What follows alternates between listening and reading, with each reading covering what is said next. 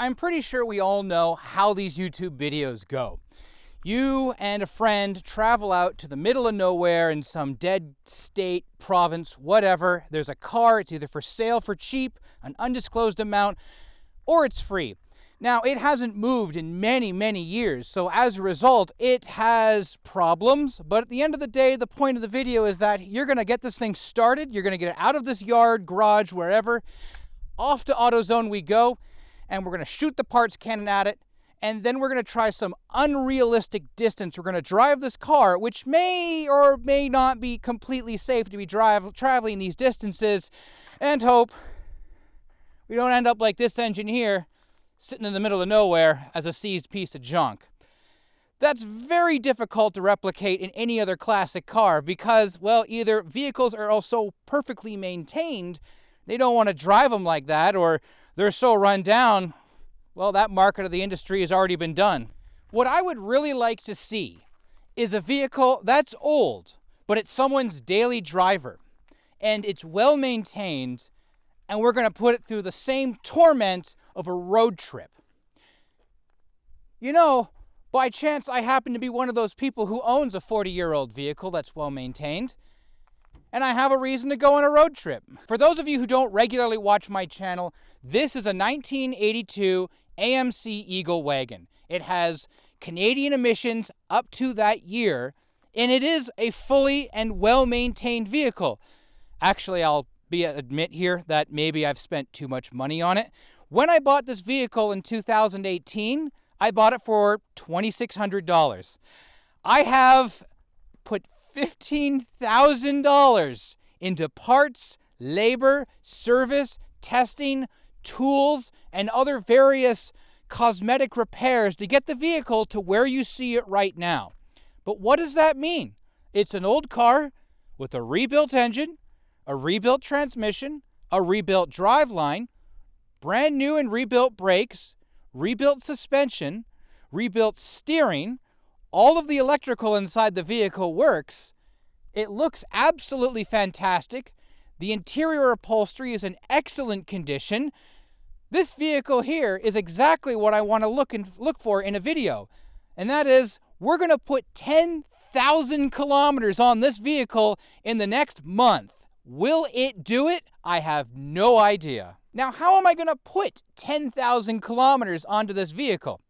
Well, the other thing I like, besides these old Malaise cars and their technology within, is I like old computers. I will be running a table at the Vintage Computer Festival West in Mountain View, California. I will have to travel about 1,800 kilometers to get there. So I'm going to leave tomorrow with a full vehicle here. And we're going to head down to Sacramento, California, which is going to kind of be my staging point before we head down to Mountain View, California. It's a day-and-a-half trip, so it's going to be a fairly lengthy trip. When we come back, we've already put about 3,600, we're going to say 4,000 kilometers on the vehicle. Now, then, the next show I have to attend is VCF Midwest in Schaumburg, Illinois. That is 3,600 kilometers one way from Kamloops, British Columbia, which is our ultimate home base here. This vehicle will go for a full inspection. We'll check it over after we go to California and back. We'll see if it's consumed any oil, if there's anything that's broken, if there's anything that's leaking. And from there, we'll see, will it make it to Illinois and back? The other thing we're also going to be able to do in this video is that normally these older cars are not well renowned for their fuel efficiency. An AMC, and especially an Eagle being a Jeep thing, I also find that it's so difficult to measure what their actual MPG is now because either they're heavily worn out or their emission systems have been tampered with in such a way that it's not possible to get reliable, accurate numbers. This vehicle here, like I said, everything in it is working, and we have a full emission system. And I have done all the work before we made this video and before I started to leave. We've done an oil change on this here. We have done a coolant top-up. We have done a washer fluid top-up. I've checked my brake fluid lines. I've checked to make sure that the automatic transmission is fully stocked with good fluid and there's no problems. I've plugged into the Sun modular engine analyzer and I've made sure that the ignition system is fully behaving. And of course, I've used my AMC ET501 handheld diagnostic unit to make sure that the feedback system has passed the specifications outlined for a 1982 Eagle with the emissions package that it has. So we can tell what the highway miles per gallon is going to be, and that's going to be accurate numbers in 2024. So I'm really excited. Now, before I load the vehicle up with computers, boxes, junk food from Canada, and everything I need to get myself down to California, let's do a walk around of the vehicle here so I can better explain what the Eagle was. I'll talk about the engine and what we have currently going on under the hood. I'll talk a little bit about the transmission and the driveline in this vehicle here. And then we'll go on into the interior where I'll kind of show off the things I've done to clean it, repair it, and the minor changes I've made to this vehicle, but otherwise to keep it stock. Announced into the market in 1979, and released for its first model year in 1980, the AMC Eagle was AMC's last valiant attempt to keep the company alive using domestic help. This vehicle was made on a budget. This body has been unchanged since the Hornet Sportabout wagon, pretty much since 1971. A lot of the minor trim upgrades are all that AMC gave this vehicle. And then as a result, you received back a vehicle with a four-wheel drive drivetrain, which has its exceptions. Not too bad of a vehicle. And sales were strong. Sales were very strong. In fact, AMC would ultimately kill the Pacer just to get this vehicle out the door faster. And even though, looking back on it, it's still kind of a large vehicle, it's funny looking at it, because compared to even more modern vehicles, this is a small station wagon now. Now let's take a look at the power plant inside of this vehicle. So Eagles were originally provided with two different options. If you wanted to get yourself a nice small compact engine, a 4-liter or a 4-banger was available. This here, however, is the 4.2-liter 258 inline-6 engine, which kept AMC alive for decades and survived well into the world of the Jeep. As a result, there is a phenomenal amount of aftermarket parts that are available for this vehicle. This vehicle, however, is also equipped with what we call the Pacific Northwest package. You have a rear window defroster, you have a hitch kit, you have cruise control, but we don't have an air conditioning compressor. In fact, this here has an air conditioner delete from the factory. Another thing we're missing here are those solenoids. Those are typically indicative of their secondary air system. This here, from factory, has a nearly complete smog delete. You have PCV, you have EGR, you have the feedback, and of course you have the vapor canister. That's it. There is no other components to the smog system on this vehicle. And that's fine. You can take this for an inspection right now. And because that is how this was built, it's on the build sheet, no emissions, this would pass. But also as a result, it means it makes the engine bay a lot less busy, and I don't feel bad about it because it's not like I've been pulling components out that should be in there. Transferring that absolutely phenomenal, 110, 120 horsepower from the crank to the drive shaft is a Chrysler 998 3-speed automatic transmission, which is a custom bolt pattern design, not just for the 258, but if Wikipedia is correct, the 305. If you were ambitious enough, and I certainly am not, you could put a V8 engine in here, because I do believe the Hornets were available with it. You just need to change the brackets on this thing. Sitting between the transmission and the wheels, you'll have, I believe it's a New Process 128 transfer case. This here uses vacuum control select drive, so that means there are no manually locking hubs. There is one vacuum actuator which engages the front hubs and as a result engages your four-wheel. There's another actuator which is then interlocked with that, which then turns the transfer case from, well, regular two-wheel drive to four-wheel drive in high gear. Connecting that to the back of the vehicle is an AMC Model 35 differential. Those are known to be problematic. I think I've mentioned before and done a video about it. They like to eat their rear passenger axle shafts and snap them off right at the hub. This one's done that once already, so we've already replaced it. So, fingers crossed, we're not going to run into that one again on this trip either. Now for the interior of this grand coach. What you're looking at here is a very well maintained, okay, there is some repairs that need to be done, but very good condition interior. Doesn't have the leather seats. We got the fabric seats instead, which are a lot easier to clean and they don't like to crack as much.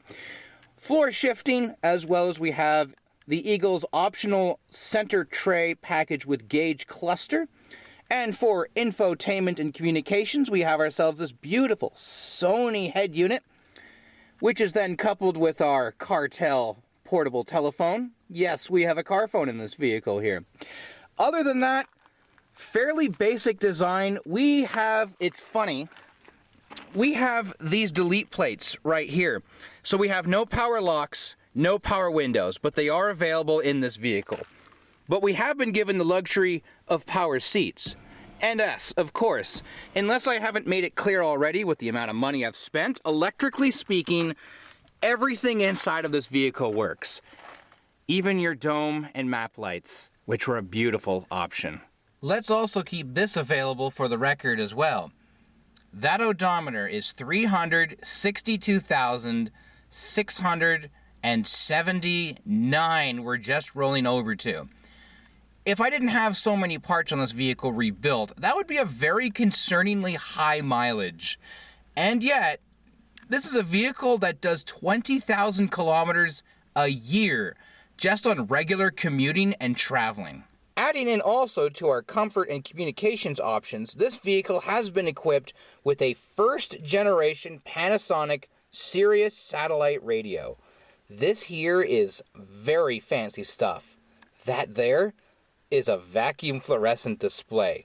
So I'll absolutely have something to listen to while I'm on this trip. And if the lack of air conditioning in this Eagle was not one of the weirder things, because almost everybody bought an Eagle with air conditioning, let's also keep in mind that for base options, we have a mirror here with remote adjuster, but we do not have a mirror on this side. That's factory. Someone requested, and it was allowed at that time in '82, to buy a vehicle with only one side mirror. That means we have to use the rear view mirror quite a bit. I'm also going to take a moment here to briefly talk about the trunk and hatch storage area of this car. Mainly because during this trip here, this is going to be crammed completely full of boxes that'll be supporting all of my table supplies. Everything I need for VCF. Again, the vehicle is not absolutely perfect in this regard, but I don't think it's going to matter too much. But this is also our first indications that rust is definitely starting to become a bit of a problem with this vehicle in places. It's still easy to clean up. And in the stowage compartment here is our basic assortments of components that we may or may not need during the trip. A light, a CB radio, I doubt that's going to help at all, our Widowmaker tire jack, a donut, jumper cables, and this is especially important, this is our spare DuraSpark ignition module. With a vehicle of this old and a reliability that is DuraSpark, it always helps to keep a spare one sitting in the trunk. This is how old this satellite radio system is. The radio is not actually in the front of the car, it's actually here in the trunk. There's dedicated wiring and power that goes out to it.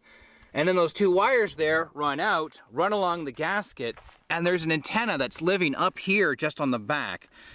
There's a second antenna here. There's actually also a fixed global positioning system built into the trunk as well.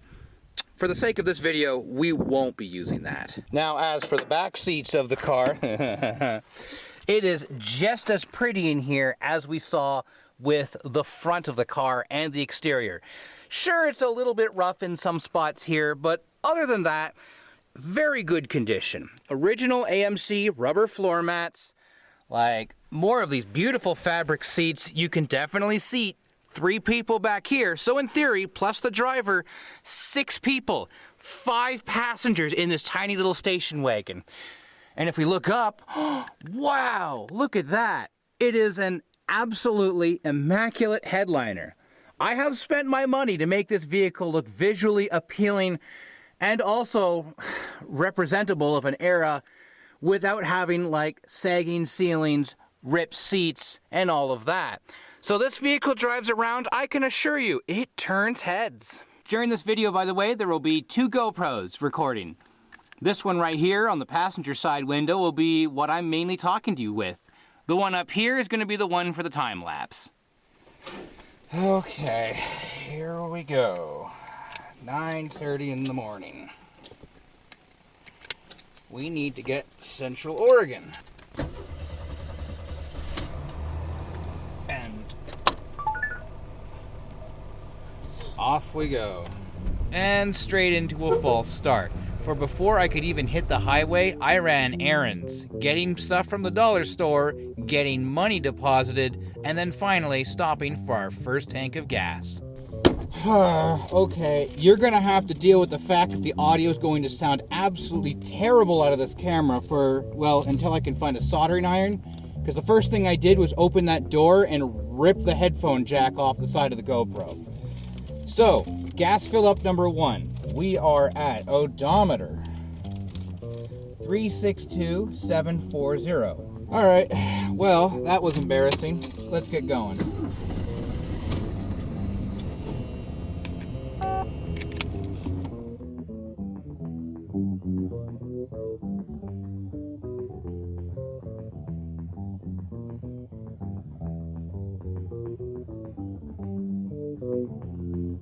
Now, the trip out of town is kind of interesting.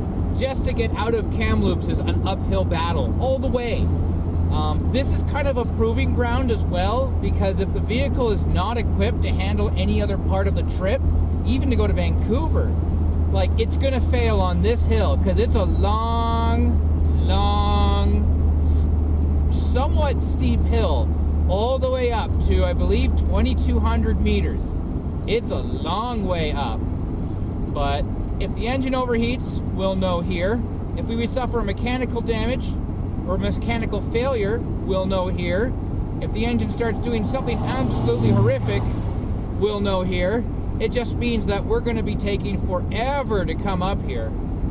Okay, and we have now reached the top of the first mountain pass that I have to go through just to get through Canada. And that was Surrey Lake Summit, which I don't see a lake here.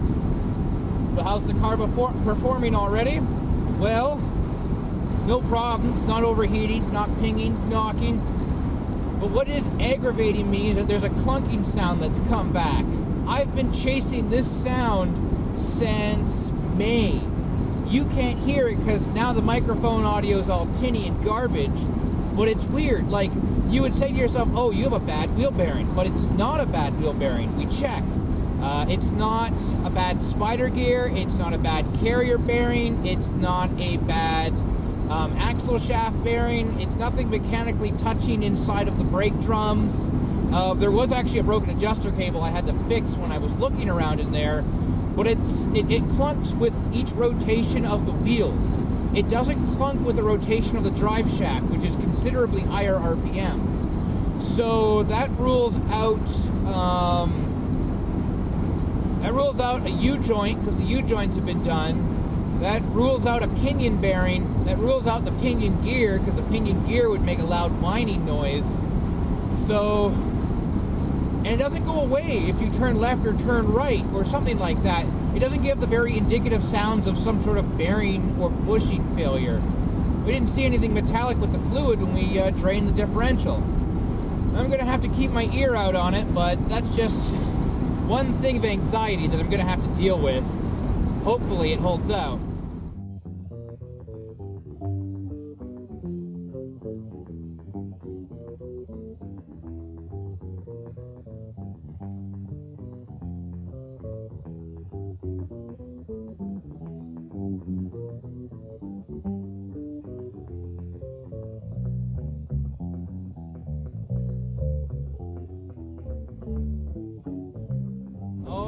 And here we are. We are at the summit of the Coquihalla Pass. That was supposed to be the sign back there, but it's missing, so believe me, we're pretty darn high up right now. No problems. It's actually getting kind of cool. It's clouding over, which is going to be interesting. I wonder if it's like that in Washington State.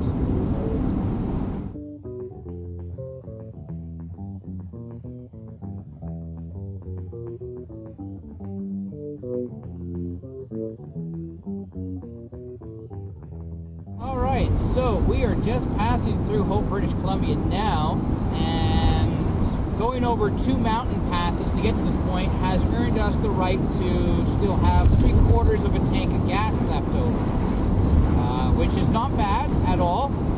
What this also, however, now means is that we should be good for mountain passes until, like, southern Oregon. We are now in the Pacific Northwest. Normally this area likes to be cooler, likes to be wetter, likes to be a lot flatter, and we're damn near at sea level right now. The Fraser River is actually right next to me, and that is probably 30 feet above sea level right now, but we're still several hours away from the coast. We won't get to the coast. When we arrive at Sumas, we're going to turn south, and we're going to start heading into the United States.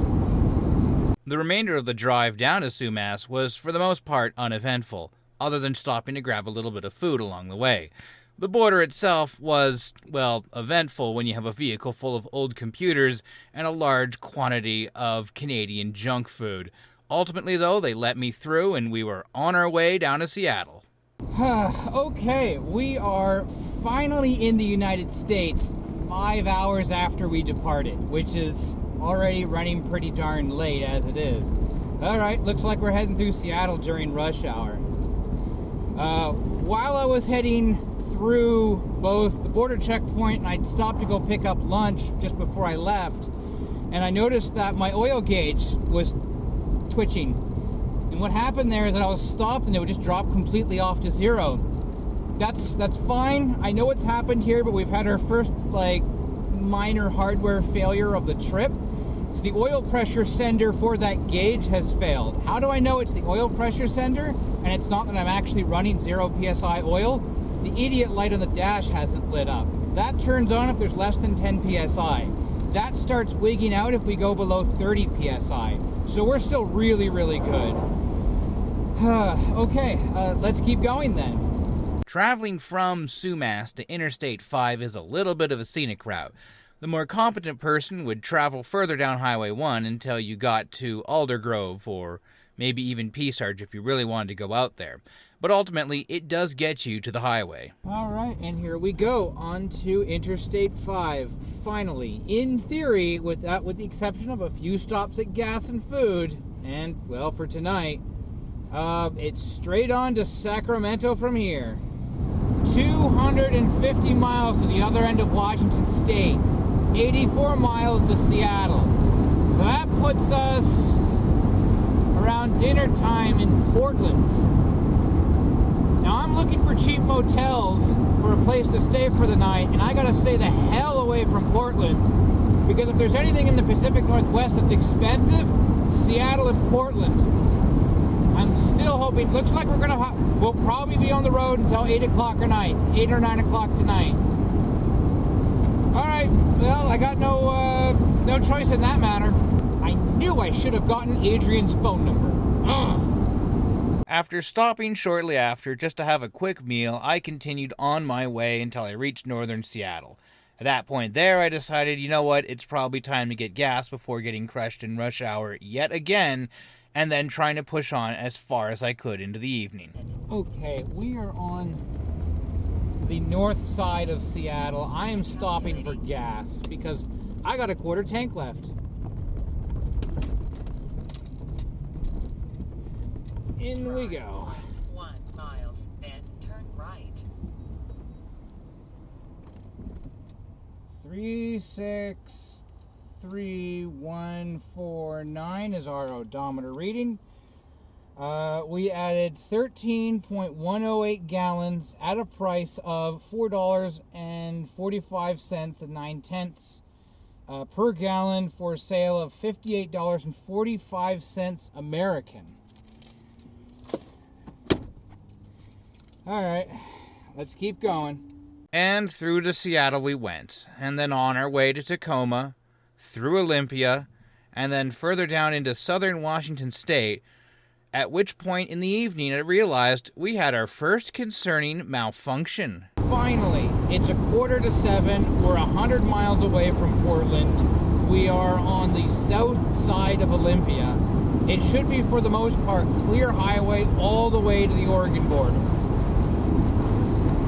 And it's cooling down now, which is fantastic. But at the same time, my cruise control has stopped working for some reason. I'm assuming the switch got dirty again. I guess I'll have to check that tonight or tomorrow. Alright, well, no problems otherwise. Ultimately, though, I was quite concerned about what was going on with the cruise control, considering it was one of the few convenience features I had on the car. So I did pull over at least once to give it a jiggle, and it did seem to work again, and then it stopped working again. But I had to press on because either I was going to stop for gas or I was going to stop for a hotel. And finally, I was through Washington State. There it is. I can see the lift bridge that separates Washington State and Oregon. Hurrah! That took for friggin' ever. Whee! Columbia River. It is 8:50. Speed limit's 52. Being late to enter into Oregon at this point was the least of my issues, for as you may have heard in the audio, there was a clunking and thumping noise that was getting increasingly louder during my trip through Washington. Concerned that there may be further mechanical problems preventing me from actually reaching California, I decided once the sun had gone down and it was getting dark out, it was time to find a hotel room and consider my options.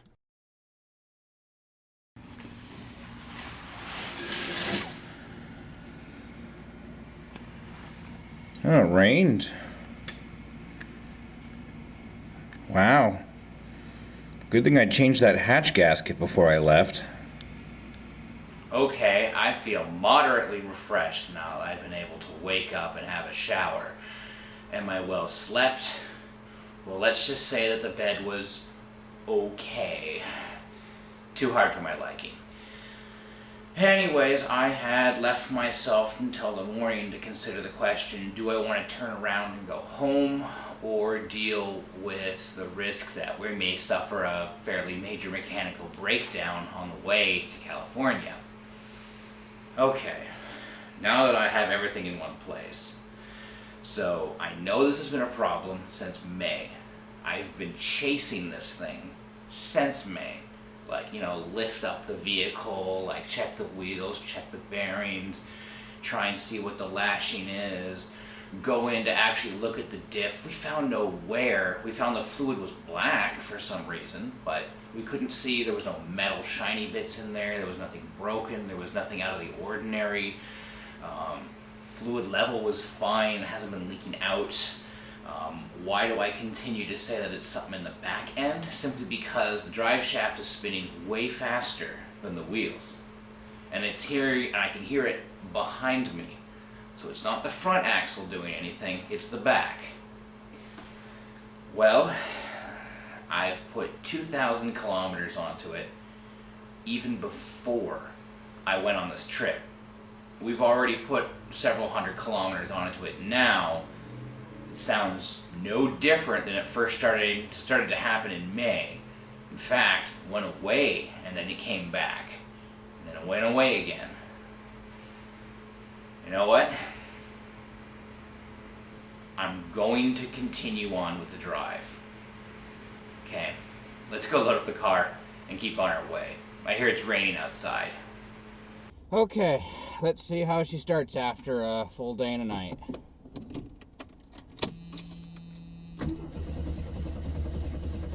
All right.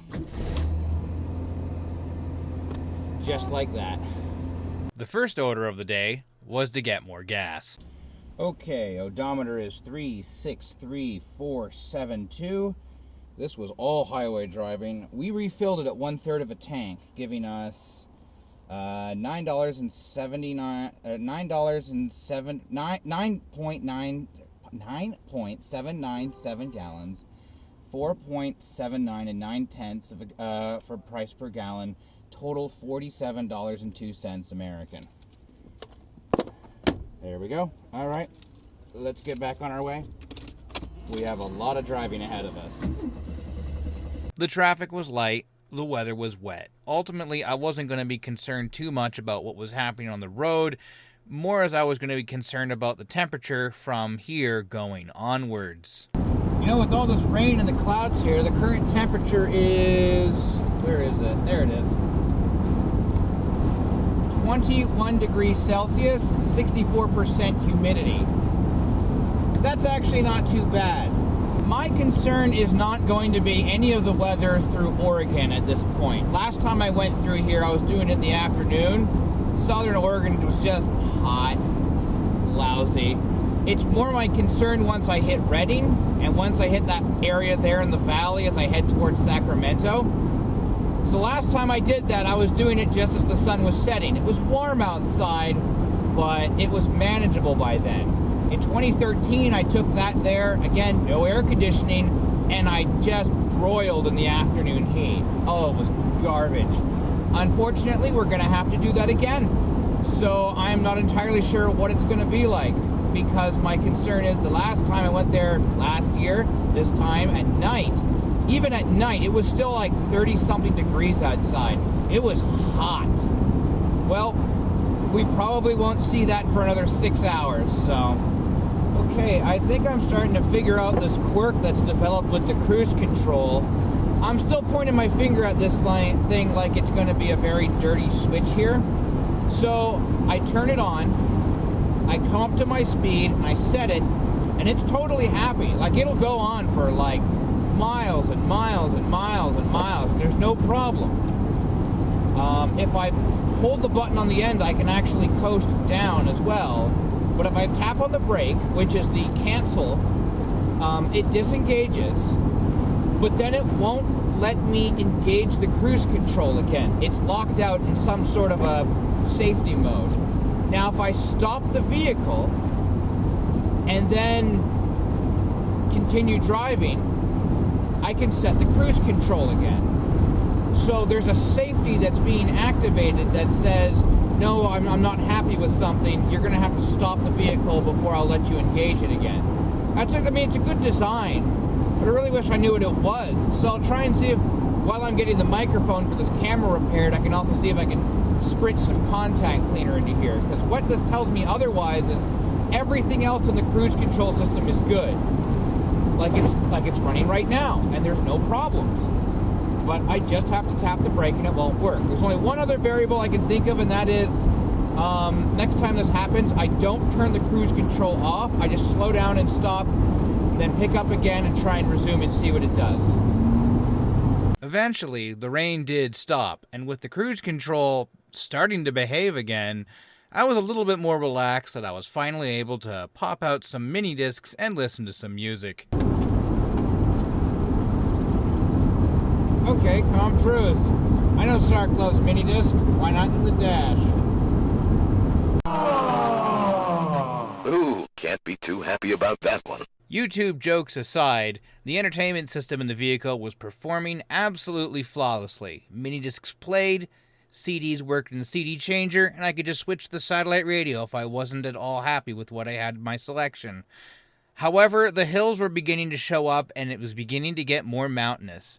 While I had been driving almost the entire length of Oregon at this point with the cruise control running, it was coming up to a point now where I had to turn it off, and I had to test that theory about resume. Alright, I got a sharp curve warning here. I gotta turn off the cruise control, unfortunately.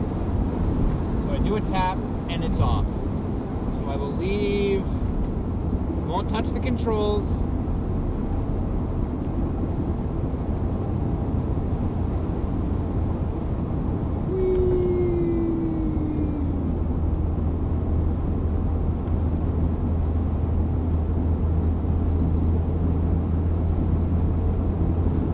Okay, it straightens out. So I'm going to be, like, I'm doing 65 right now, so I should just have to hit resume. Oh snap, that actually recovered. Great, well there goes that theory out the window.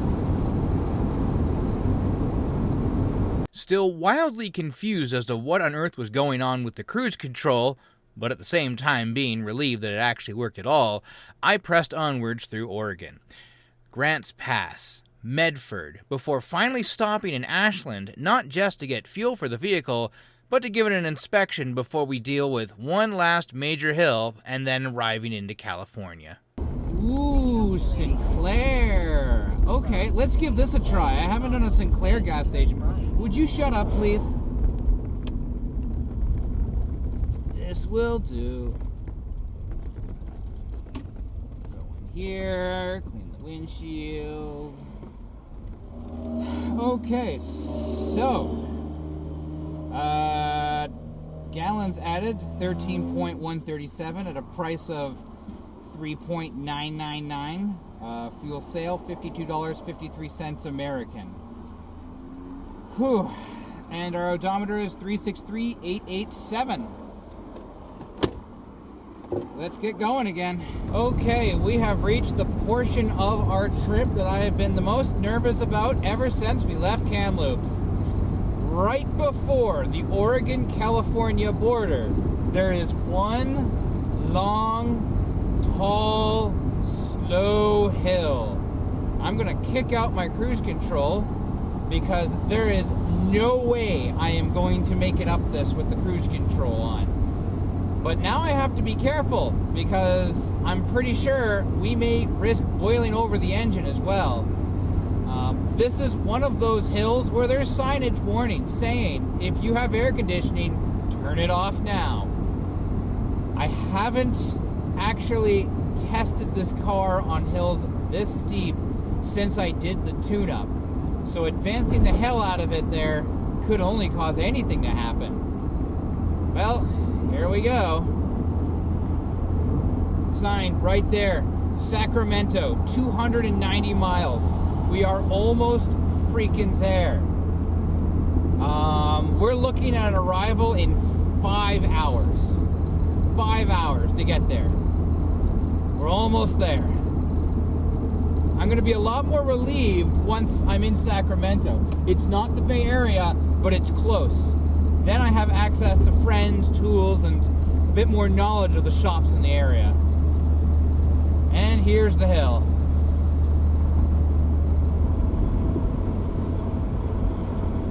I want to point out that they have 4-liter water jugs strapped to some of the mileposts because they're expecting people to boil over on this hill. There's actually 2 4-liters in the back of the car already, specifically for this hill. Much to my surprise, I ran into absolutely no problems as I crested over the top of the pass. The engine didn't overheat once, and in fact didn't go beyond halfway up the gauge. At the same time, I was satisfied that even though I had advanced the engine timing a bit more, it didn't knock once, and that the EGR was doing its thing to keep the cylinder temperatures down during these heavy loads. Not long after, I was greeted with the sign, "Welcome to California." And just like that, we are officially in California. And the vegetation has drastically changed since I last noted on it. Mind you, that was the other side of the state of Oregon. Right. So, now our next point of reference is Redding. Well, we go past Mount Shasta, we approach Redding, and then from that point there, unfortunately, it's going to happen again. I have to drive through the valley during the hottest part of the day. I'm hoping I've done this correctly, and it's only going to be 35, 36. The problem is, I can see in the mirror now, the thermometer is already at 35.2. I have a feeling it's going to be another one of those days. After passing through the California Agricultural Inspection Station, you enter into the basin below Mount Shasta. On any day of the week, it is a beautiful sight to see from the highway. though this time around there was a little bit more smoke in the way. Once you pass through Weed, you begin heading further south as you head through the forests, through the reservoirs, and finally you pass through Redding. At that point there, I begin to get concerned about just how hot it is, and sometimes begin to wonder maybe it was a good idea to get air conditioning for this car. This is that point where I really wish I had air conditioning. If you wanted to know where the air conditioning went, as I do a lane change here, there we go, it's this opening right here. And then there's a whole assembly that goes in underneath the dash. Do I wish I had air conditioning right now? Yes. Do I wish I had air conditioning installed? Nah, not really. Do I have the parts to install air conditioning? Yes. Do I want to install it? No. So you see, while this vehicle does have cruise control, it is dealership installed, even though it is the factory kit. Like the stock and all that's the correct one. As a result, that dealership installed cruise actuator is sitting directly over the port in the firewall, which the line set for the evaporator pokes through. The wiring's all in there, but that means if I want to install AC, well, I add 2 idlers, I have to relocate the alternator, and then I have to deal with the fact that I have to then relocate the cruise control. It's just a lot of extra work for what normally I only need for maybe 2, maybe 3 weeks of the year. Other than that, like, I just kind of deal through it. And that's why in this trip, while it's going to be scorching hot, there's a cooler behind me. It's electronic Peltier, and it's full of ice packs and cold drinks. So that'll help me for the next, 2.5, 3 hours, and then we're done with this. From Redding onwards to Sacramento, it's all mostly agriculture, and there's not a whole heck of a lot to see. There is, however, a lot of heat, and it continued to get hotter as I continued to drive onwards. Eventually, though, after another 2.5 hours, I finally saw the sign saying that I was within Sacramento city limits. Then I saw the airport, and then I could see the downtown. All the while, keep in mind here, I haven't added gas to the vehicle since Oregon. We are officially inside Sacramento city limits. I have an 1/8 of a tank of fuel left, and I think I have 5 or 6 more miles to go, and I'm there. This is down to the wire, but I may very well make it from Ashland to Sacramento on a single tank of gas, and through the hottest time of the day. Oh, I'm excited. And indeed, we did finally reach our destination without having to add any more gas to the vehicle. I was excited when I finally pulled into a Valero, but the car had now started to make a sound from the front end like it was squeaking in the suspension. See a Valero station. Valero gas. Save me now. Oh my god, and it's next door to a Carl's Jr. For the record, British Columbia doesn't have Carl's Jr. There we go. A gas pump with less than an eighth of a tank. Alright, let's check these numbers. Okay, so our odometer reading is 364,366. That was highway driving. We refilled it at 1/8 of a tank. We added 13.090 gallons at a price of $4.69 9/10 for a fuel total of $61.51 American. All these numbers are going to look fantastic when I get back home. From this point onwards, I drove forward to an undisclosed location in Rancho Cordova, where I was then able to bunk down at a friend's place who had offered the hospitality of a couch. I was able then to relax for 2 days before resuming my trip on the way to the Bay Area. In the meantime, I was able to try and do some maintenance to the microphone that I had broken early on for the GoPro, with little to no success. So unfortunately, we're stuck with the terrible tinny audio that we have here. The other is that I quickly drove over to AutoZone and picked up a replacement oil pressure sender so we could get that taken care of. The sender threads in at the same spot for the low oil pressure switch, so I don't have to really worry about unpriming it because it taps straight into the oil gallery. But a 9/16 wrench and it screws right off. Hold on, this is a two-hand ordeal. It is installed. And there's this piece of grip. It hasn't even rusted yet. I mean, it's rough, but it's not rusted, and it's bad? Do I have trust in standard products? No. By the way, part number for that. PS60. Let's check the oil while we're here. Haven't checked it since I topped it off in Kamloops. What is that? Due to the low light and also the fact that the oil was still fairly fresh, I actually had difficulty reading the level on the dipstick. You can see straight through the other side onto the driveway. Yeah, no, there's nothing in here. It is just a vast expanse of empty vehicle. Most people will strip the emissions out of these cars to make it as clean as this. Yours didn't come with emissions.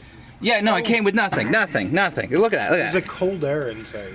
It's cold air, yeah, but it also has a warm intake on it as well, hiding underneath. There's No a... shit. It's got both. Yes. You know, cold air intake's illegal in California, right? Cold air intakes are illegal in California.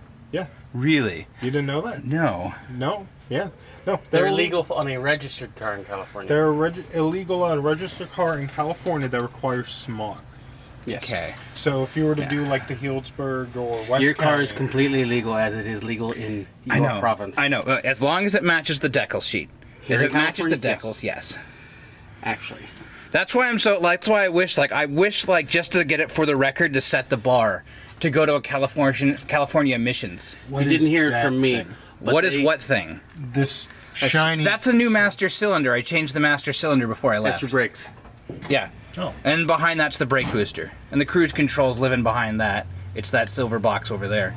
Probably the easiest things that you can work on as an introduction to vehicles. Like, you may not like the feedback carburetor, but once you understand how that separates from the rest of the vehicle, like, you're looking at a Jeep. And as a result, Well, Jeep, this is GM. GM alternator, Motorcraft Duraspark ignition and distributor. Like, you have your bog standard Duraspark ignition coil there. Transmission is something like you look up for Chrysler, it's basically the same damn thing. There's a lot of parts in here. Even the carburetor's Carter.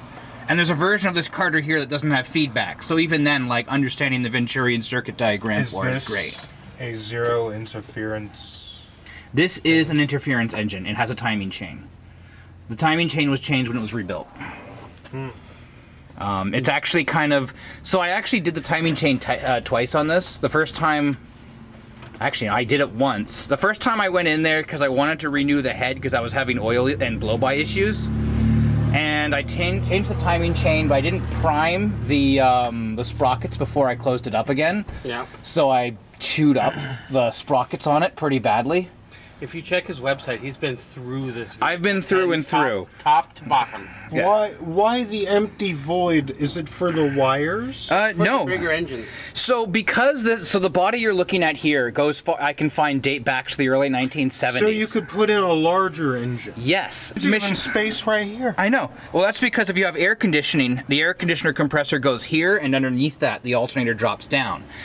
The 998 transmission in here will bolt up to two engines, the 258 and the 305 V8. The V8 was never available for the vehicle, but because of just the way it is, you can probably drop that engine in here as long as you change the mounts. It'll bolt up to the transmission. Hold on. My 82 had a 305. I know exactly how big that fucker was. Yeah, it'll fit. I would hope so. It'll fit. It'll fit that way, and I'm not worried about that way. Yeah.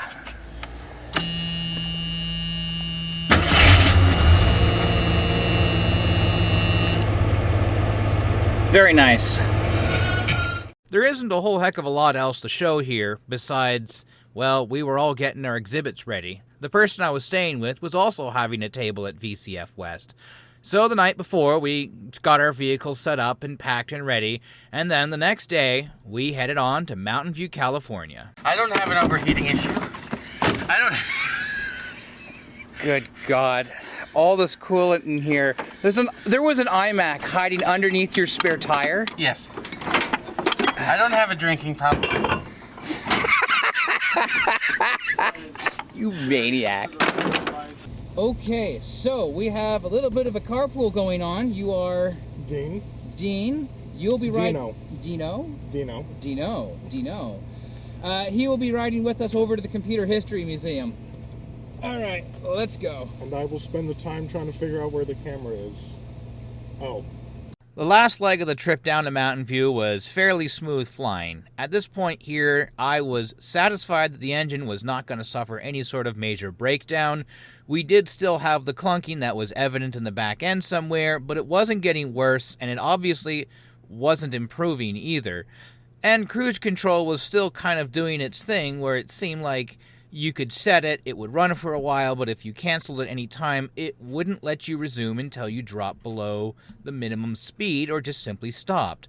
But nonetheless, it worked fine, and the rest of the day was nice and sunny. It was a little bit warm, but as we entered into the Bay Area, it got cooler. And then, well, almost 2 hours later, we arrived at the Computer History Museum. That building right there, ladies and gentlemen, the Computer History Museum. No turns on red. What, that thing? This building here. So this was Silicon Graphics Building 5, I believe. Okay. So historically speaking, there is provenance to this place. It's not just another Bay Area building. SGI used to be all over in this one cluster here. It was all SGI. Damn. Cray. And I think even... what were the other companies that were in here? Was it OnLive? I think OnLive had an office here somewhere too. If you have never heard of the Vintage Computer Festival, this is an event that takes place throughout the United States every single year. The East Coast, the West Coast, which is also the oldest of the shows, in the Midwest, and of course the Southeast and the Southwest. I've been coming to these shows for, well, my first show was back in 2019.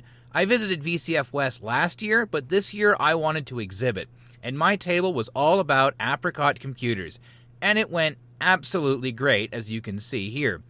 After the show, however, I had to pack everything up, load it back into the car, and then it was off to an after party that was located on the other side of the Bay Area.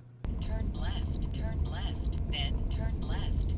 Right, so it has been several days since I last moved the vehicle. And VCF West is now completed. And I am now heading to an undisclosed location in Union City. And then it's back up to Sacramento, and then it's back home. But of course, Palo Alto highway traffic had its own plans, delaying me some 45 minutes, which gave me a time to look at the Bay Area one last time before the sun fully set for the night. One of the cool things about driving through the Bay Area that you usually don't expect is every so often you run across big corporations and the legacies of old ones. Like, I'm about to turn here onto Highway 84, and suddenly straight ahead of me is, well, the former offices of Sun Microsystems. It's meta now, but if you look on the backside of the sign, I think the old Sun Microsystems logo is still there, even though it's been dead for, 15 years now? The after party, even though I had arrived 45 minutes late, was still going on somewhat strong. However, I knew that I had to be back at work in just a couple days, so I didn't hang around too long. And by around 10 o'clock that night, it was time for me to head out and go and get some gas. Okay, odometer reading 364,652. For the most part, that was highway driving. We refilled at 1/4 of a tank. 13 gallons at a total of $4.89 and 9/10 at a fuel total of $63.69 American. It is late at night. I need to get back to Sacramento. I will not be back until probably 1 in the morning. Oh my God. Exhausted. And I think tomorrow we're heading back to Canada. Show is over, folks. Traveling back up through Hayward, California, and then passing through Stockton, I arrived in Sacramento a little before 1:30 in the morning. I promptly crashed on the couch and the next morning got myself ready to pack up and leave once again, heading back north. I needed some junk food, I needed some drinks, but other than that, we were ready to go, and I was fairly confident by this point here the car was not going to break down even though it had added new quirks in. What I wasn't looking forward to was the heat that we were going to run into by this late in the morning. So, after 2 camera-related false starts, I am finally on the road. I have left the place where I was staying in Sacramento, and we are on our way back up to British Columbia. Now, unfortunately, it is 12 o'clock. I wanted to be out of here by 8. So, 2 problems. 1, I am still within California, and there's a heat wave coming. So, it's going to get hot as all hell in the region, which, again, we wanted to avoid at the hottest time of the day. Hopefully, we can make it to the general area of Salem, Oregon by sundown. I took the opportunity to at least get some more cold drinks, chill them, redo the freezer packs. Everything's repacked, everything's good, everything should be good here. At this point here, if we run into axle issues, I mean, it's still a problem, but it's no longer as big of a problem. We're on our way back. If it breaks down once we're in Canada again, I could care less. The trip up from Sacramento was as hot as I was expecting it to be. As I had left Sacramento, it was just beginning to reach 30 degrees Celsius. By the time I was approaching Redding, we were looking at 40 degrees and it continued to climb. Thankfully, because I had restocked the cooler full of cold drinks, I was able to keep myself hydrated, which helped to escape from the extreme heat that was blasting at you, either from your crotch vents or from the open windows. There really was no way to escape the heat. Remarkably though, and as per what I've seen already with the vehicle, it was handling the extreme heat just fine, barely at any time going up more than a third on the temperature gauge. Eventually though, once I had passed through Redding, it was getting to the point where I had to add gas to the car again. So I pulled over, found a Chevron, and also found a place to get some lunch. Okay, I have stopped somewhere north of Redding by Shasta Lake to finally get gas. Odometer 365151. That was all highway. Refilled at 1/8 of the tank. Unleaded 15.5 gallons at price of $4.99 and 9/10 for a total of $77.48. We're under 400 miles now from... Thank you. Ow. Yeah, if only it just had AC. If only it had AC. Oh, nice. It does not have AC. No, that thing's like... Does it have the V8 in it? It has the 6-cylinder. Okay. Yeah, they get around. If there's one thing I very much appreciate with the Eagle, it's the fact that it turns heads. It's not a show car, it's not a beater. And as a result, from every point of humanity, everyone who sees this car smiles, they love it. I get thumbs up, I get compliments, and at the end of the day, it keeps on rolling, and they love it. Pressing on through Northern California, I was able to go right past Mount Shasta again, conquer the hill that we had questioned before, and soon we were back in Oregon by the mid-afternoon. Okay, we are over the hill, and it was uneventful. A few boilovers I could see from other people going up there, but again, this radiator's kicking ass, and we did halfway up the temperature gauge, and that was it. Is it sticking it halfway? No, I can guarantee you that. Pull over when the engine's hot like that and just let it soak for like 2 minutes, and you'll see it rise up to the high point. Believe me, it's fine. Next stop. Whoa!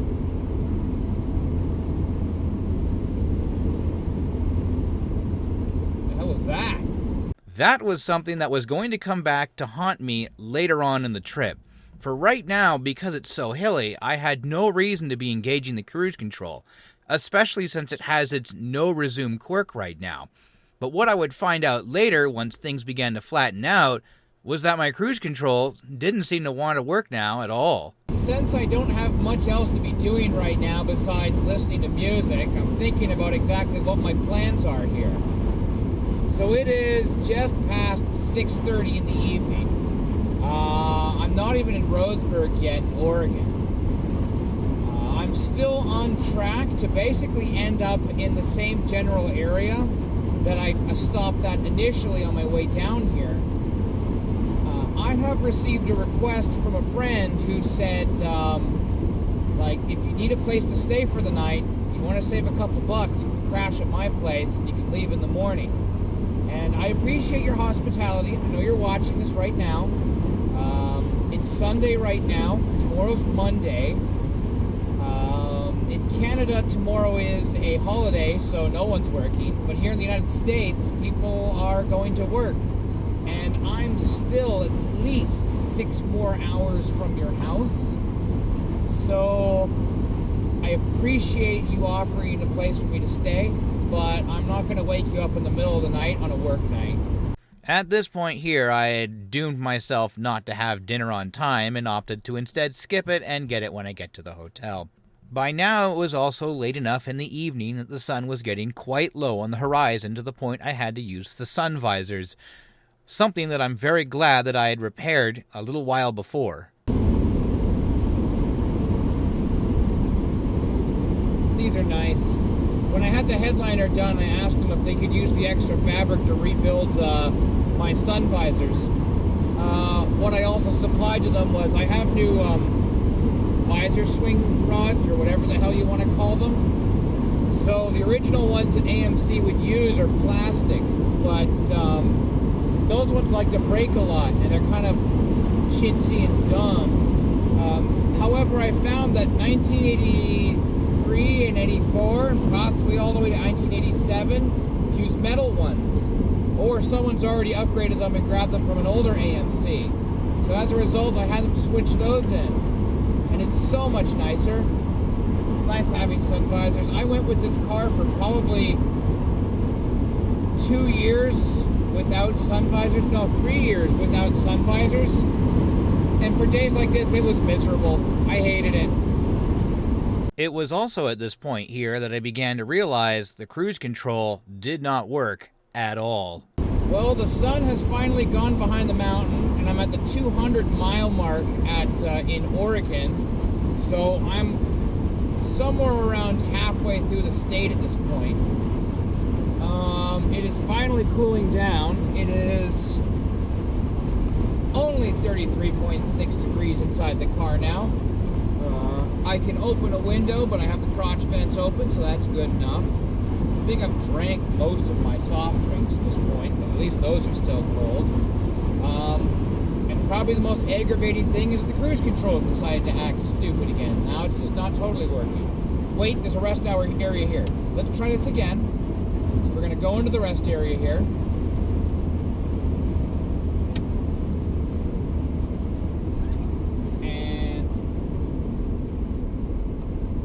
It down to speed. Okay, we are below 30 miles an hour. The cruise control is armed. Okay.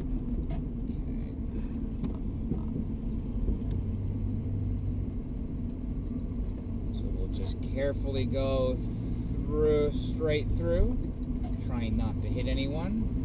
We seem to have developed a squeak in the front end as well. I wonder if it's the tie rod with that torn boot. It needs some grease. Or just, change the tie rod boot. Too bad the tie rod end itself is no longer available. Okay, we're going to go back onto the highway here. Clear. Signal to enter.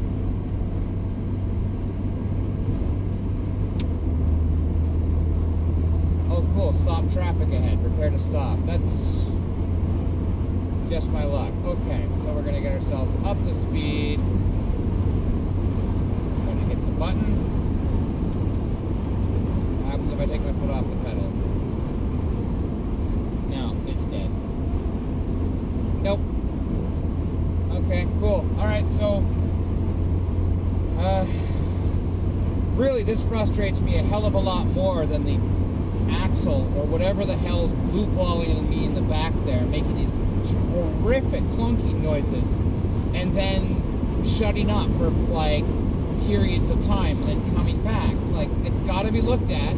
This has to be looked at. This is a convenience thing. If this breaks, whatever, I'm just going to have to deal with my foot on the pedal the entire trip across Canada. oh no, that breaks, and that's like, I don't know, Saskatchewan? Good luck.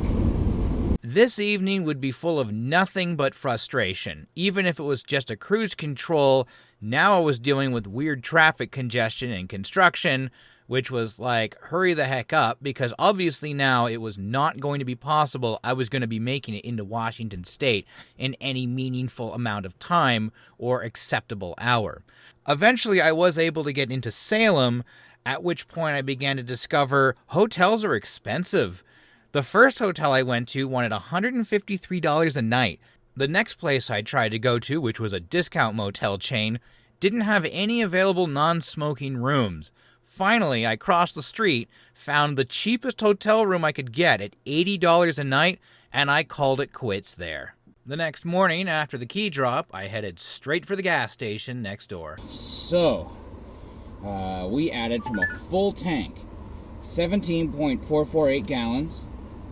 Price per gallon was $4.29 and 9 cents. Fuel total was $75.01. Our odometer was 365,697. Highway driving. Okay. Let's get that in there. Now, before we completely say goodbye to the United States, there's one last place in Seattle I want to see, and we probably won't get there until around noon, and that is REPC. It's kind of a pilgrimage thing that if you ever have to be in the Seattle area, REPC is the place to go. Think of a recycling center that when it receives stuff in, looks it over and says, if you want to buy it, sure, go for it. So as a result, they have two large recycling and storefronts that you can choose from. One in Tukwila, Washington, the other one in the southernmost part of Seattle, in the Soto neighborhood. A few people have talked about this before, so it is a very, very fun place to go, with bins of open cards, PCs, kits, parts, as is. Really, like, if you need any sort of e-waste, now that Boeing Surplus is long closed and gone, this is really the only other place to go, and it's well worth the time. Well, I was looking through the bins at the other location, and I need those, like, chintzy clear IDE cables that, like, clear acrylic gaming PCs used to have. Maybe if I'll be lucky, I'll be able to find myself one of those clear acrylic power supplies that are in no way FCC certified. Well, Tukwila didn't have anything, so let's head over to the Seattle location, which is, well, just down the highway, and I think I'll be able to get it this time. If I can remember how to get there. Here we go. This'll do. REPC.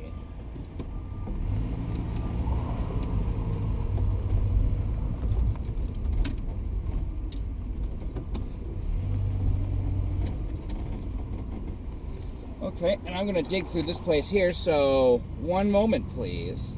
Okay, so I have gone now to both REPCs. I got myself a new gigabit router for VPN stuff. I got myself the tacky early 2000s IDE and floppy cables I was after, but I did not find the power supply I was after. But I think I know someone at VCF Midwest who might be able to trade for one, so I'm just going to have to keep my hopes up for that. Okay, we have about a third of a tank left. We need to get back on I-5. Drive 5 miles, then turn right. Yes, and then figure out from there a solution on how to get some gas, maybe get some food. Are you signaling, lady? All right, fine. Having returned back to Interstate 5, I take full advantage of the open express lanes which let me bypass the downtown of Seattle. From there, it's another 60 miles through Everett, through Smoky Point, and through Mount Vernon up to Burlington, where I usually stop for gas. Now that I'm in a familiar territory, I'm able to stretch the tank a little bit further than I'm used to and know that I'm not going to run out of gas because I know where all the gas stations are. All right, we are approaching Washington interstate exit 232. We're still probably about 40 miles from the border, but I don't care. This is typically my point to where I go get gas. This is also our last chance to probably get some greasy American burgers before we head back across. So I'm also down to an eighth of a tank of gas. In theory, I could make it almost to the border with that. We're going to call it here, and then probably the next time that I'm going to be adding gas to the tank, we will be back in Kamloops. Okay, last American fill-up. So we put in 14.015 gallons at a price of $4.04.09 per gallon, $56.75. Odometer reads 366,149. Okay, I need food, like, badly. But I can relax a little bit because we're ahead of schedule finally. Thankfully, there's a Jack in the Box right next door. Burger. After finishing that off, we were finally in our last stretch of our American adventure. Crossing back into Bellingham, we exited Interstate 5 for the last time and went back up through the country roads to the Sumas border crossing. And then finally back in Canada. Alright, we're still looking at another 3 hours before I'm finally home and in my driveway. We still got that COVID ticket we gotta play to see if I've won or lost that game. But I think other than that, we're relatively safe. I mean, the car's developed a squeak that probably is just something that needs to be greased. We have the cruise control, which just needs to be tended to. It may just still very well be a dirty switch right here. And we still have the clunking in the back, but it shut itself up a while back, and then still, I mean, it comes back. It's coming, it's going. But I'll tend to that, and once we can evaluate all of that, we'll be seeing if we're going to be going to Midwest or not. But until that, no, like, we're safe to have the vehicle break down now. The knock on fake wood paneling. And indeed, I was impressed at this point here. Even though the vehicle had suffered some minor breakdowns, otherwise it held up completely fine.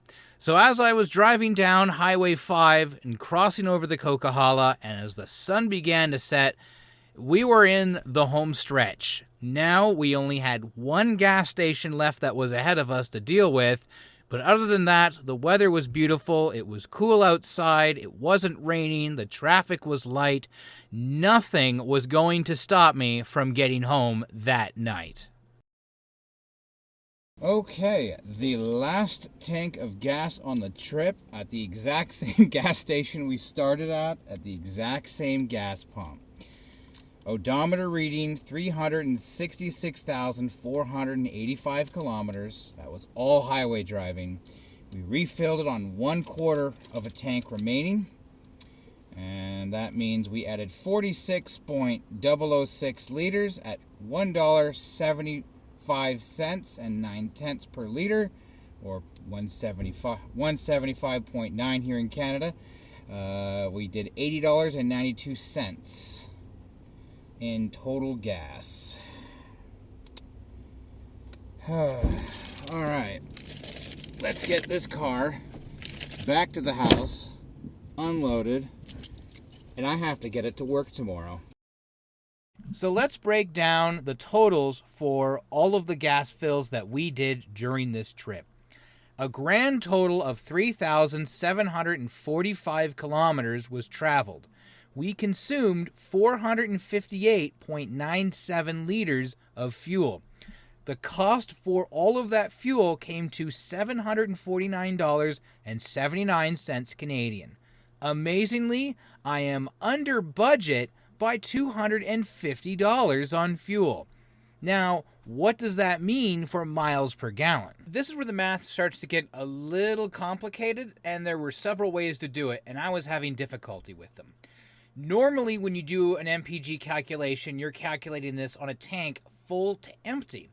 We noted multiple times during the video that we were not actually using the entire tank. We were usually running it down to about 1/4 or to about 1/8 of a tank. We never ran it absolutely empty. We never absolutely ran it out of gas. So as a result, this complicates how we normally calculate miles per gallon because we have to factor the full capacity of the tank. And that's why in every single stat I showed, I did show the full tank capacity.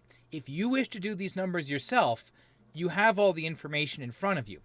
Now, let's try and look at this two different ways, and here's numbers that I came up with, which produce an average MPG. We don't know a peak MPG exactly. There'd be more math that would be involved.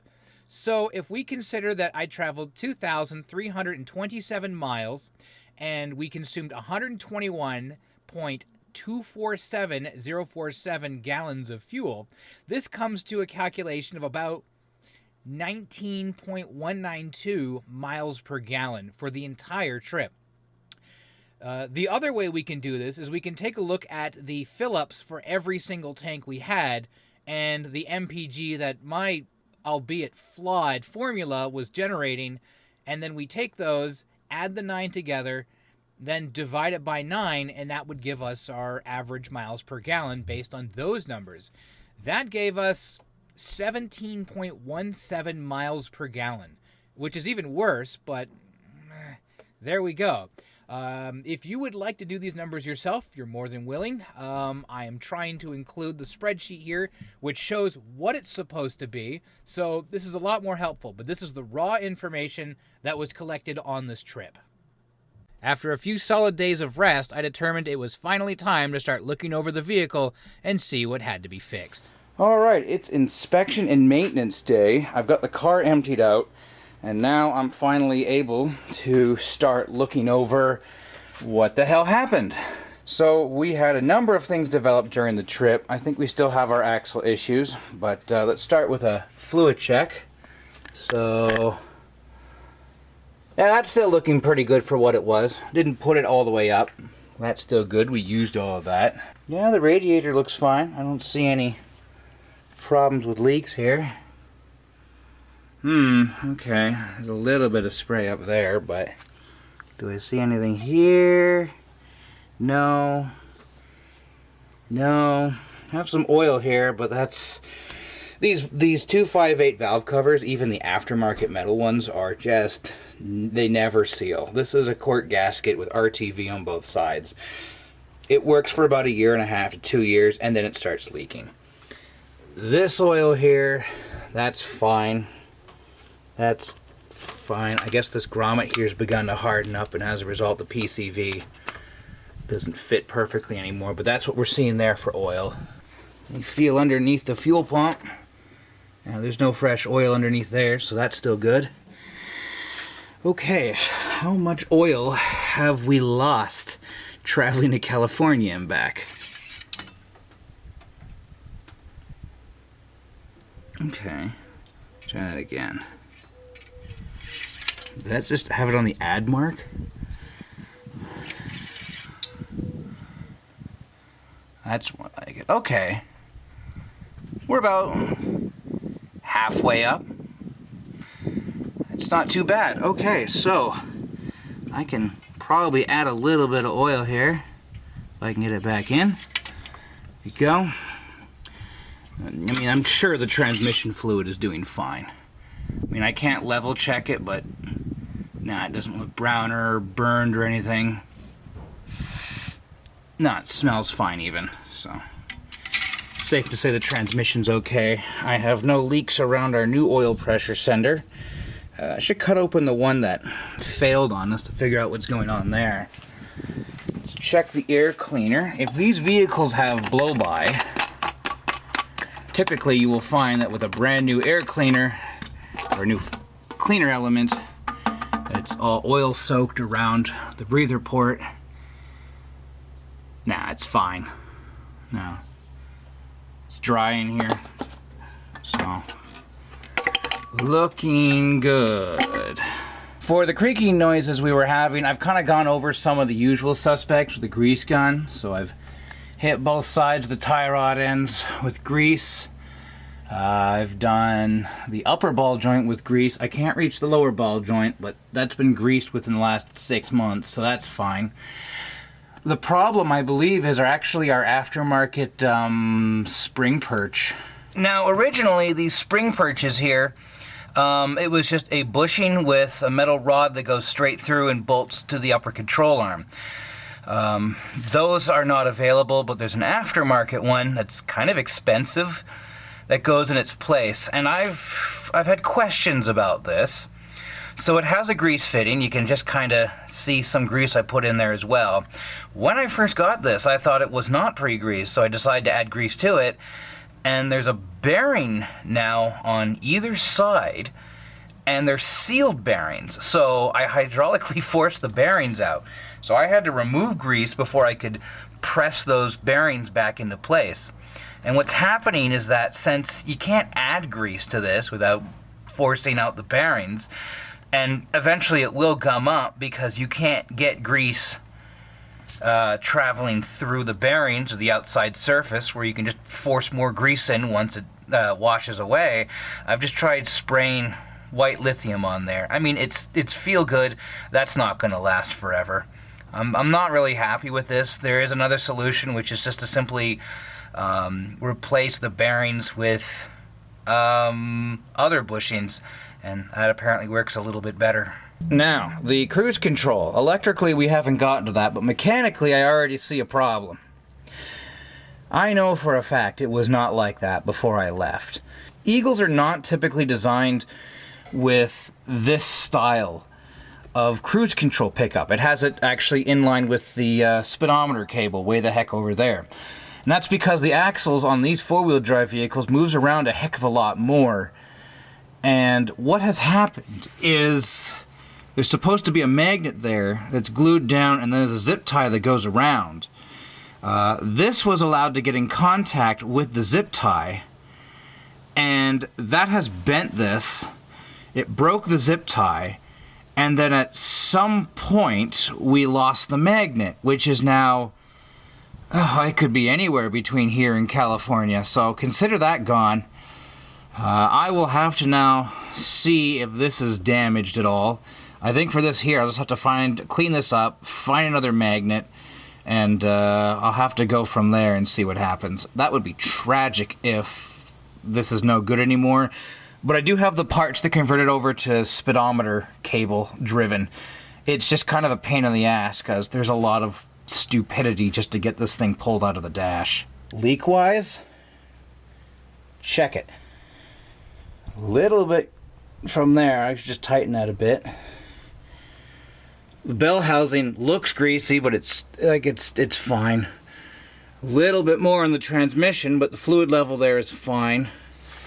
And all the way back, nothing. It is very clean back here. So we don't have any catastrophic driveline or engine or transmission leaks. This is probably one of the driest Eagles that are still on the road. Actually, I take that back. The pinion seal on the rear diff has started to leak. It's not bad, but I can see fresh oil that wasn't there before I left. Oh well, we already know there's something going on in here, so I guess that's just something to address once we get to that point. That all seems pretty solid. Mind you, we're in park right now. Looks good. Looks good. I did have one complaint regarding vehicle smelled like gas when parked. So I actually went with the vapor return system and I blew it out, and that's that beautiful mark of rust right there on the wheel. And then vacuum tested the lines to make sure there were no leaks, and no, it's fine. So I think it was just hot enough that the pressure relief was opening, and that's fine. Again, like there's no grease back here. Nothing. Really, really clean. There we go. That's been bent back into shape. So I've set the gap to be just about the size of your index finger. So it fits under that. And that should be enough for what we're doing here. Now I gotta go see if I can find a magnet. If you're wondering what the hell this is not original to the car either. So I experimented with a taximeter, and it needs also a not a tachometer, an RPM signal for metering purposes. Since this isn't legally or illegally operating as a taxi, it's for kicks, I just took this magnetic reed switch and then just put that in place, and it was just stealing the same magnetic field and the rotation of that. And it was working, but I found it was just very finicky. If I can't find, I might just put in like a little neodymium disc magnet on here, test with that, and if that works, then I'll glue it back in and zip tie it back down again. Maybe it's a bit more of a stronger force than this had, but like 1/2 inch, adjust that a little bit there. How about that? That's good. That's much better up there. Okay. Now for reference, here is a Sears version of that cruise control. That is brand spanking new. Thank you very much, Free PC. There is the magnet hiding in here along with a cleaning kit specifically for setting it. And I'm assuming there's tape. I guess that'll work as good as a zip tie. And there it is. So this is the pickup when it doesn't look like it's been sitting under a car for 40 years. So there's my reference for making sure that the coil's not damaged. And yeah, this is also my source of other spare parts. This is another version of the control box. This is another version of the actuator. This is probably one of the more janky ones, but it's just bellows. The rubbers are in excellent condition, so I keep this here for spare parts. And amongst all my spare parts are actual AMC replacement parts for the cruise control. And here's what I was talking about for that other cable. So this is where it exits the transmission, loops around, and then at the base of the firewall, the footwell, on the outside, you have this thing here which sits in between, and that provides the electrical signal to the cruise control. And then it runs up, and it runs through this grommet and connects to the front cluster. Now, the reason I don't want to put that in there is because while the majority of the speedometer cable is easy to get to, the entry point of the speedometer cable is behind the brake booster. It is an absolute pain in the ass to get that grommet out. And then, where the hell is it actually? I can't even see it. It's there. No, it's there. It's right frickin' there. Trust me. It's a pain in the ass to get it out. And then once that's all done, I'd have to recalibrate the cruise control, which is on its own a real pain in the butt. And I mumbled something during the trip regarding I don't want to install AC because it involves relocating the actuator. I've done videos on repairing these more than once. On the cruise control, I know I've done videos. This is the special sleeve right here. This normally connects to the throttle linkage, and on this side over here, that would go into there. And then you have a bracket. Which one has the bracket? This one has the bracket. And that idea there is that that would then bolt there. The wiring comes across, and instead the actuator is there right now. And you can just kind of maybe see light poking through there, yeah? That is the actual opening where my air conditioning is supposed to come through. So in order to, like, all of that has to get moved. It's just not worth my time to install air conditioning in this car. Oh, and before I close this box up again, here is the old saddles, or the spring perches I was talking about. So these ones here just have that rubber bushing that goes all the way through. But you can kind of see it's already cocked itself and it's slid sideways. So this was interfering with the control arm. So, I mean, this is not rusted out. You sandblast this, you can rebuild it. So that's why I'm holding on to this. Not just so I can hold on to a scrap of junk metal. This, on the other hand, I guess it's still a good water pump. You never know with old cars. And there you are. So this is our... Oh, baby. You're going to play this game to me. There you are. Are you... Cool. Okay, so, like I was saying, so here's my spare control stock for the cruise control. So I will test them, see if this is good, and then compare it against the other one. And we can see here, like I think I mentioned during the ride, changing the stock out is kind of a pain in the ass because you have to pull the wheel off, pull a bunch of the horn contact ring, basically get down to the turn signal switch assembly, release it, but then you have wiring that goes down the tilting shift collar or tilting column, which then goes to, of all things, a Molex plug. And someone just decided, you know what, the hell with that. And so they just kind of released it, and then they just unplugged it, cut it, and then separated it from both sides. So cool, I'll have to splice that, assuming it works. Okay, on the new old stock pickup coil, resistance is pretty much 44 ohms.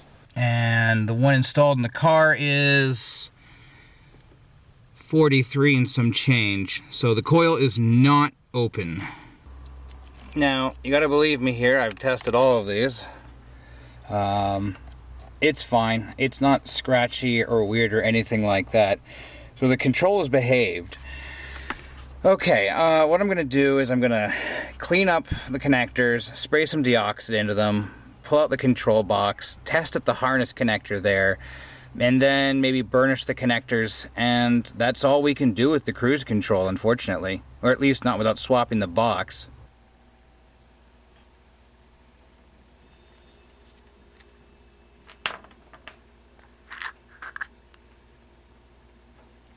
Really?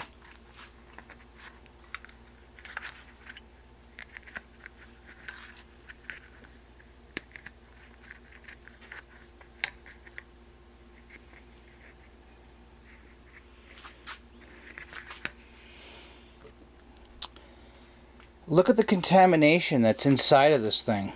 Like, it's all full of this here. This would explain why occasionally it seemed like it would just short right the hell out. Because there was actually debris inside of it. It wasn't fully sealed. Look at the rust that's formed on that spring. So now that we had the mystery of what was going on with the old oil pressure sender solved, and the fact that we determined that the cruise control worked, but there was something electronically wrong with it, which I didn't have parts for, I decided the heck with it and went to be overambitious. And in this case here, there was a car show later that week, and so ends our first leg on our giant 10,000 kilometer trip. Well, I think this video has gone on long enough that we can call this the end to part 1. In part 2, we're going to continue off with the same vehicle and pretty much all the same gear, and we're going to head on to Schaumburg, Illinois. If you like this video, or you want to see more videos like this, unfortunately I don't do this as a regular thing on my channel. I'm more of an old tech and vehicle repair sort of ordeal. So please, I ask that you take a look at my channel, take a look around, see what there is also that I like to talk about, and maybe even like and subscribe me. And until next time, have a good one.